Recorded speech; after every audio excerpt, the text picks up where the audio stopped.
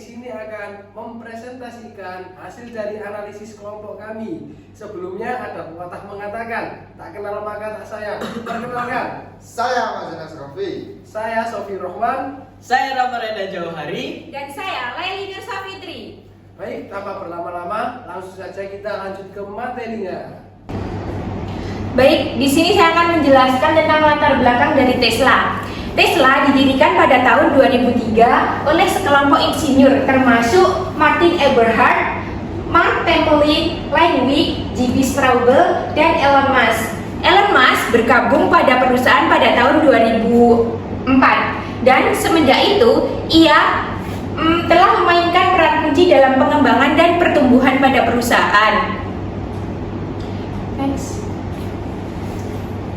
Selanjutnya, bagaimana Tesla memahami dan mendekati hingga proses penyerahan nilai pada pasarnya.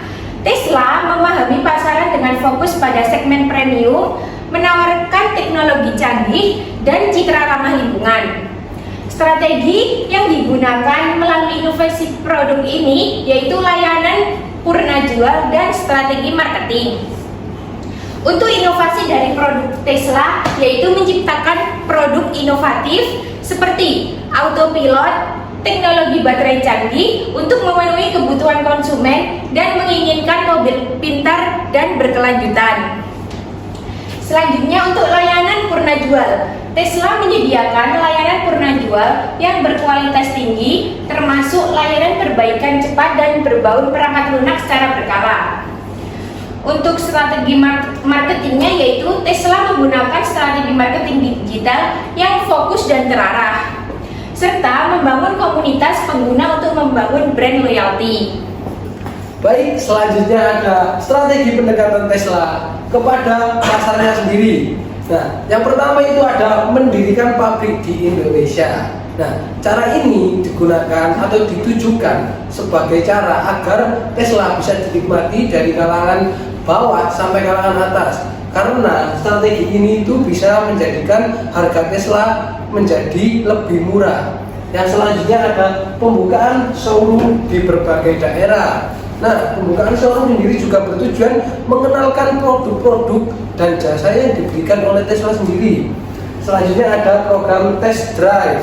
Program test drive ini dikhususkan untuk konsumen sebagai produsen agar konsumen bisa merasakan apa saja fitur-fitur yang ada di dalam produk Tesla. Seperti itu. Selanjutnya ada kemitraan. Untuk kemitraannya ini itu nanti Tesla akan bekerja sama atau berkolaborasi dengan bengkel-bengkel lokal untuk membantu mendorong perkembangan dari Teslanya sendiri. Oke, next. Nah, selanjutnya ada proses penyerahan nilai Tesla kepada pasar. Nah, untuk proses penyerahan nilainya atau value-nya yang Tesla berikan itu ada pengalaman berkendara. Tesla itu bisa memberikan pengalaman berkendara yang cukup unik, seperti contohnya autopilot. Nah, yang kedua itu ada fitur keselamatan. Di Tesla juga mengutamakan keselamatan. Fitur-fiturnya dilengkapi, contohnya itu seperti himbauan jika terjadi tabrakan, atau ada juga itu lane keeping assist. Jadi menjaga mobil agar tidak keluar dari jalur. Yang ketiga, yang terakhir itu ada jaringan pengisian daya. Tesla memberikan jaringan pengisian daya yang sangat cepat agar bisa membantu konsumen dan juga mempersingkat waktu konsumen dalam melakukan pengisian daya. Baik, selanjutnya akan dilanjutkan rekan saya.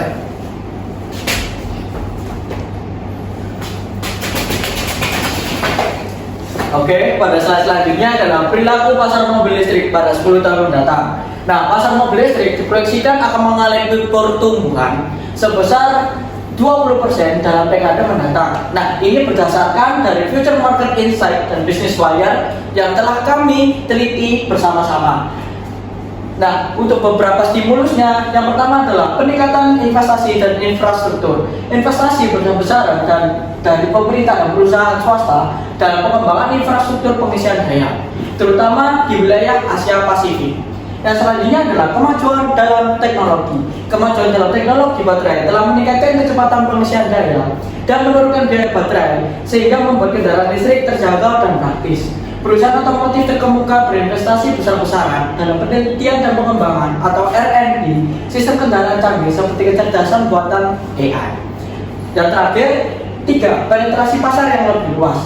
Mobil listrik akan semakin mendominasi pasar kendaraan tidak hanya untuk menggunakan pribadi, tetapi juga di dalam segmen kendaraan komersial seperti truk dan bus.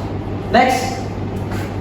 Selanjutnya, perilaku pasar mobil listrik pada 10 tahun mendatang dalam Tesla. Nah, yang pertama adalah pertumbuhan permintaan EV atau electric vehicle. Meskipun ada perlambatan sementara dalam pasar EV global, permintaan kendaraan listrik diperkirakan akan meningkat secara signifikan, terutama dengan peningkatan regulasi lingkungan dan insentif pemerintah untuk mengadopsi kendaraan listrik. Selanjutnya adalah inovasi teknologi. Tesla terus memimpin dalam inovasi teknologi. Seperti yang dijelaskan oleh Mas Roman tadi, oleh teman saya, pengembangan baterai yang lebih efisien dan sistem autopilot yang canggih, teknologi ini memberikan keunggulan kompetitif yang signifikan dan menarik konsumen yang mencari kendaraan dengan fitur-fitur terbaru. Dan terakhir adalah diversifikasi produk. Tesla tidak hanya fokus pada mobil, tetapi juga mengembangkan truk listrik dan kendaraan utilitas lainnya. Nah, contohnya itu seperti Cybertruck ya, dan juga beberapa produk terbaru yang telah memasuki di Indonesia, yaitu Starlink. Nah, itu adalah beberapa perilaku pasar mobil listrik pada 10 tahun mendatang dalam Tesla. Oke, next, selanjutnya akan dilanjutkan oleh teman saya. Oke, yang menjadi pertanyaan selanjutnya adalah apakah Tesla dapat diterima di pasar Indonesia? Jadi di sini ada dua, yaitu tantangan dan peluang. Mari kita bahas yang tantangan dahulu. Yang pertama yaitu adanya infrastruktur pengisian daya yang terbatas untuk kendaraan listrik di Indonesia. Jadi terkait bahan bakar listrik, yaitu pengecasan di Indonesia sekarang yang kita ketahui masih sangat minim adanya di beberapa daerah saja, di kota-kota besar, dan ada di kota kecil juga, tetapi adanya di kantor PLN. Jadi hal tersebut menjadi tantangan bagi Tesla ketika membuka di Indonesia. Yang kedua yaitu harga kendaraan listrik yang masih tinggi dibandingkan dengan kendaraan bensin atau diesel. Jadi seperti yang kita ketahui bahwasanya kendaraan listrik itu memiliki teknologi yang begitu tinggi. Nah, dibandingkan dengan kendaraan yang berbasis bensin atau biosolar, kendaraan listrik untuk perawatan dan juga harganya itu begitu relatif mahal ya. Nah, oleh sebab itu ketika Tesla membuka pasar di Indonesia, hal tersebut bisa menjadi ancaman atau sebuah tantangan. Dan yang ketiga yaitu terdapat pesaing brand mobil listrik di Indonesia selain Tesla. Nah, kita ketahui bahwasanya Tesla di sini memiliki harga yang begitu mahal. Untuk range harganya Tesla sendiri di antara 1 miliar ke atas.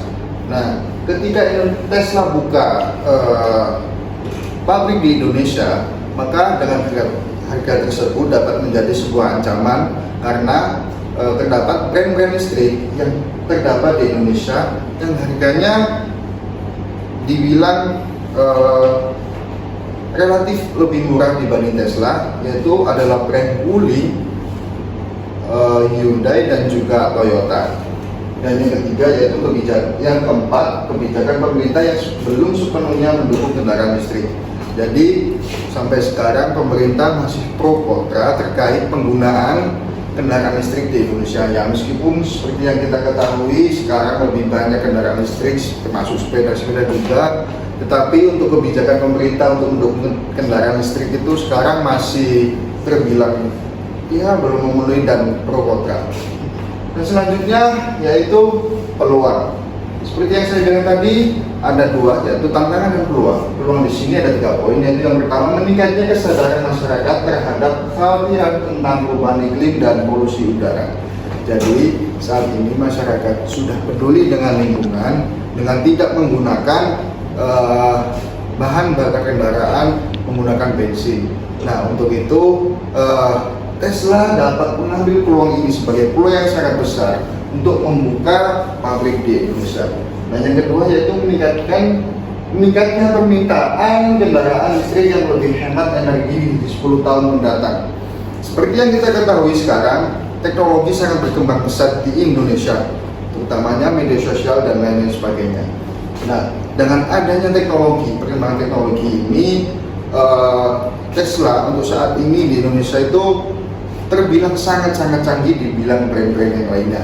Oleh sebab itu, ini bisa dijadikan value bagi Tesla ketika membuka pasar di Indonesia. Dan yang terakhir yaitu prediksi pertumbuhan kelas menengah di Indonesia pada 10 tahun mendatang.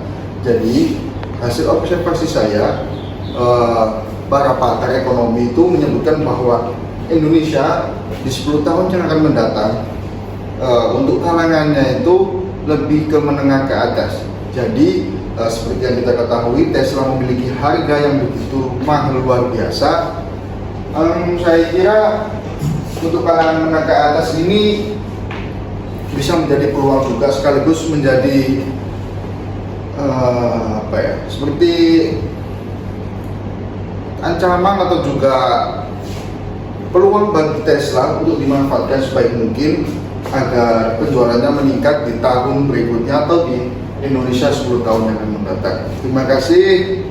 Kalau bisa dinaik.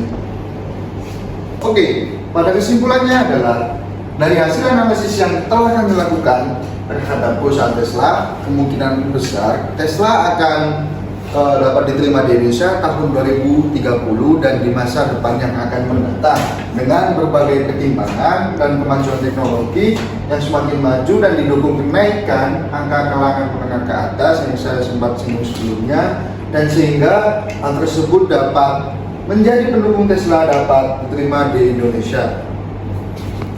Baik, terima kasih. Sekian dari kelompok kami. Semoga apa yang kita sampaikan bisa bermanfaat bagi wawasan Anda. Terima kasih. Wassalamualaikum warahmatullahi wabarakatuh.